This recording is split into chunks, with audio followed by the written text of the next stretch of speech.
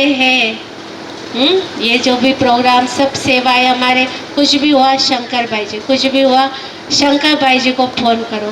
तो ऑलराउंड होकर हर प्रकार की सेवा हमारे शंकर भाई जी कर रहे हैं। ऐसे पक्के कुमार शंकर भाई जी भी अपनी दिल की भावनाएं रखेंगे। ओम शांती। दीदीचं नियोजनमध्ये एकदम एक नंबर होते दीदी. जर कुठलाही काही प्रोग्राम करायचा असला तर दीदींना असे प्रोग्राम करायचे की कोणाला कोणती सेवा द्यायची बुवा, म्हणजे एक शिकण्याचं सारखं होतं दीदींकडनं. आणि कोणता भाई कोणती सेवा करू शकतो बुवा, म्हणजे ही फार विशेषता होती दीदीकडनं की कोणी भाई कोणती सेवा करेल आणि कोणाला कोणतं काम सांगितल्यावर ते पूर्ण होईल बुवा. आणि त्याच्यात इकॉनॉमी म्हणजे दीदींचा एकदम म्हणजे कमी पैशामध्येच भेटायला पाहिजे. आम्ही बरेच विषय असे करत होतो की दीदींनी जर कुठं जळगाव जायचं असलं आणि जर गाडी भाड्याने लावली तर तो जो भाई राहायचा त्याला आम्ही पहिले अगोदर सांगून द्यायचो की दीदी, त्या भाईला सांगायचो की दीदी जेवढे पैसे देईन तेवढे घेऊन घ्यायचे. त्याने जर 1500 रुपयामध्ये जर ठरलं तर त्या दीदी त्याला 1000 रुपये द्यायची. मग आम्ही 500 रुपये ना त्या बाईला सांगून द्यायचो, भाऊ वरचे पैसे आम्ही देऊन देऊ, पण दीदीला कधीच असं दुखवायचं नाही. म्हणजे दीदीचं आहे ना एकदम काटकसरपणा, म्हणजे त्यांनी येणार म्हणजे ते एकदम याच्यातनं झाले पैसे कसे करायचे बुवा, खर्च कुठं वाचवायचं हे पण चांगलं आहे. कारण असं वेस्ट कुठंच काही अन्नसुद्धा वेस्ट जाऊ देत नव्हतं. ते जर सकाळचं भोजन जरी असलं तर ते संध्याकाळी भोजन करून घ्यायचे. असं कधी नाही केलं त्यांनी की नाही बुवा आता मी हे करणार, आता स्वयंपाक करेन आणि ते खाईन, नाही. सगळं सफल व्यवस्थित केलं दीदींनी. आणि एकच आम्हाला एक हे राहून गेलं की दीदींनी ना म्हणजे सगळ्या गोष्टी होत्या दीदींकडे. आम्ही प्रत्येक वेळेस सांगायचो की दीदी गाडी ले लो, हम ड्रायव्हर आहे, हम कुमार आहे, हम सब आपकी सेवा करेंगे. पण दीदी आहे ना ते ऐकतच नव्हती. दीदींना म्हणजे कधी घेतच नव्हती दीदी. आम्ही सांगायचो दीदी आपके पास सब कुछ है लेकिन आप सब यूज करो, लेकिन दीदींनी कधीच यूज नाही केलं. म्हणजे इतकं काटकसरपणा केलं. मग तर मी म्हटलो या असं काटकसरपणा जीवनामध्ये करायलाच पाहिजे. कारण कुठलीही गोष्ट जर नियोजन केलं तरच होतं, नाही तर आपण जर एखादी काम घेतलं 10,000चं आणि नियोजन नाही केलं तर ते आपल्याला 12,000 रुपयामध्ये नेऊ शकतं. तर मग 2,000 रुपये आपल्याला लॉस होईल. तर मग हा लॉस आपल्याला कोण भरून काढेल. त्याच्यामुळे पहिलं प्रथम आपण नियोजन करायला पाहिजे कुठल्याही कामाचं, की त्याची रूपरेषा आखायला पाहिजे की आपण हे काम कशा पद्धतीनं करावं लागेल. आणि दीदींनी जाता म्हणजे मला सांगून दिलं होतं की दीदी आपको इधर अंतिम संस्कार करना पडेगा या जळगाव में करना पडेगा. दीदी म्हणते भाई मी इथेच राहीन आणि इथेच राहीन, मी कुठेही शरीर सोडलं तरी मला बडगावलाच अंतिम विधी व्हायला पाहिजे बुवा आणि मी इथेच राहीन असे. म्हणजे आम्हाला एकदम शोकांती वाटत होती दीदी. आणि दीदींची म्हणजे 2-3 महिन्यापासूनच तब्येत बिघडली होती. त्या नाही तर स्वयंपाक बी दीदीच करत होती. आम्ही प्रत्येक वेळेस सांगायचो दीदी आपण 2 बहिणी 1 बहिणी ठेवा, इथे तुमचे सेवादारी ठेवा आणि सगळ्या गोष्टी होत राहतात. पण दीदी आहे ना मेन चाबी आहे ना, तशी बँक असते तर बँकेचे कस्टमर वगैरे कोणी म्हणजे दीदी कोणाच्या हातात सत्ता देत नव्हती. म्हणजे स्वतःच काही ब्रह्मभोजन बी करायचं. तर आता एवढी एज होती, 80 वर्षाची वर्ष होतं, पण दीदी सकाळी जर ब्रह्मभोजन असलं तर 4 वाजता भोजन आमचं होऊन जायचं. म्हणजे अर्ध भोजन करून टाकायचं ते आणि थोडं राहिलं ते सकाळी करून टाकायचं. म्हणजे सूर्यास्ताच्या पहिलेच दीदी भोजन करून रेडी राहायचे. म्हणजे शिकण्यासारखं होतं दीदींकडनं. तर आम्हाला बी थोडं हे वाटलं आहे की दीदी आमच्या राहायला पाहिजे होतं. आणि दीदींचा एक संकल्प पूर्ण झाला की बुवा इथेच अंतविधी पण झाली, सगळे प्रोग्राम पण इथं चांगल्या प्रकारे छान झाले. आपले सगळे ब्रह्मकुमार आणि दीदींची इच्छा बी होती की सगळे ब्रह्मकुमारच्या हातानेच माझं शेवटचं बी व्हायला पाहिजे बा. आणि ते एवढे भाग्यशाली बी होते की त्या योगाने वडजीलाच प्रोग्राम होता गीता पाठशाळाचा ओपनिंगचे. सगळे माउंट ऑफ मधुबनवरनं कुमार आलेले होते आणि त्यांच्याच हाताने त्यांचं ते सगळे सहयोग लागला बा. तर दीदींना मी भावपूर्ण अशी श्रद्धांजली करतो. ओम शांती.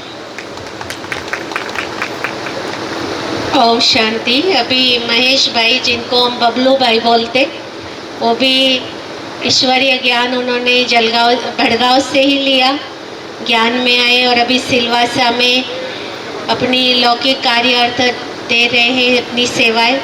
तो वो भी अपनी दिल की भावनाएं 3 मिनट में रखेंगे. बबलू भाई जी. ओम शांति. आवाज नहीं है. ओम शांति.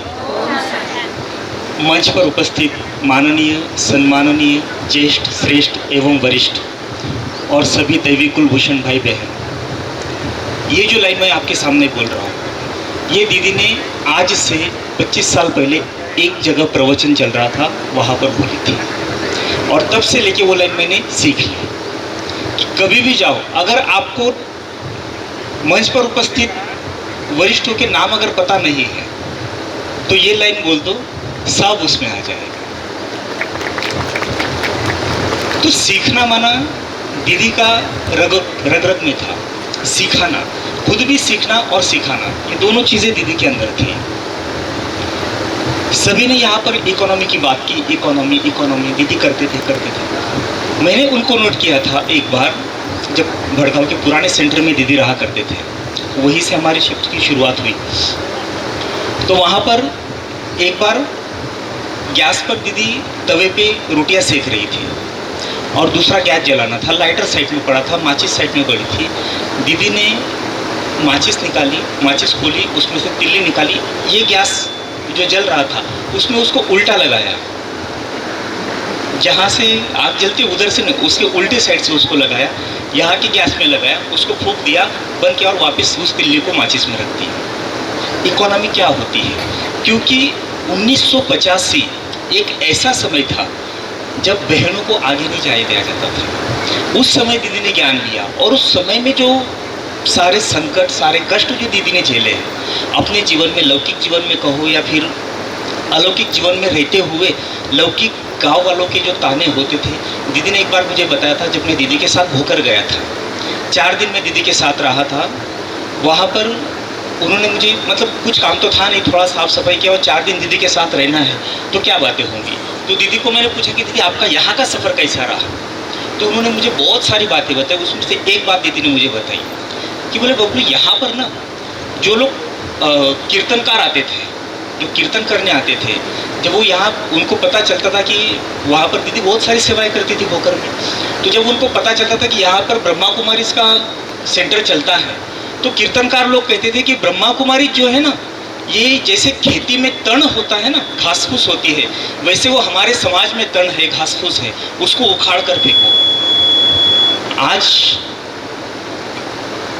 आज वो लोग नहीं दिखते हैं जो दीदी को ऐसे बोलते थे, और आज दीदी की जो सेवाएं है वो चारों तरफ हमें दिखाई दे रही है। तो दीदी से सीखने लायक बहुत सारी चीज़ें थी। और सबसे महत्वपूर्ण बात, दीदी ने कभी भी नियमों को, जो संस्था के नियम है, आश्रम के नियम है, उन नियमों को कभी भी तोड़ने की इजाज़त नहीं दी। जो बाबा ने हमें सिखाया, जो बाबा ने नियम रखे, वही हमें फॉलो करने हैं, उन पर ही हमें चलना है। जैसे दीदी का नाम पुष्पा है, लेकिन दीदी नियमों के लिए पुष्पा नहीं थी, वो फायर थे। वो पुष्पा दीदी नहीं, वो फायर हुआ करते थे। अगर कोई भी नियम टूट रहा है तो वहाँ पर दीदी पहले कहते कि नहीं, ये ऐसा ही होना चाहिए। अगर ब्रह्मा भोजन भी बन रहा है, मैं भी अगर आ रहा हूँ, पहले हाथ पैर धुलाई कर, अच्छे से साफ कर, पोंछ, और फिर ब्रह्मा भोजन बिछा दो।